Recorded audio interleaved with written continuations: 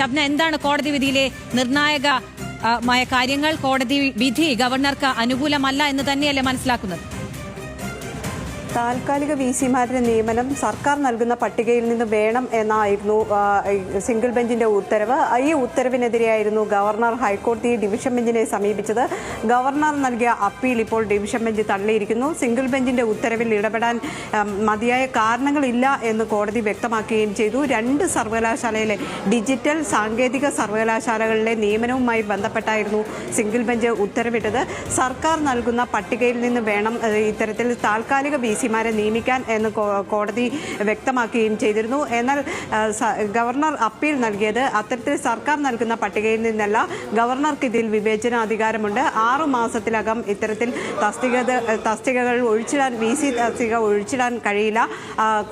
അതോടൊപ്പം തന്നെ സർവകലാശാല UGC നിയമപ്രകാരം ഗവർണർക്ക് നിയമനത്തിന് അധികാരമുണ്ട് തുടങ്ങിയ കാര്യങ്ങളായിരുന്നു ചൂണ്ടിക്കാണിച്ചത്. ഏതായാലും ഇപ്പോൾ വന്നിരിക്കുന്ന ഉത്തരവ് പ്രകാരം സിംഗിൾ ബെഞ്ചിന്റെ ഉത്തരവിൽ ഇടപെടാൻ മതിയായ കാരണമില്ല എന്ന് ഡിവിഷൻ ബെഞ്ച് വ്യക്തമാക്കിയിരിക്കുന്നു. ഗവർണറുടെ അപ്പീൽ തള്ളുകയും ചെയ്തിട്ടുണ്ട്.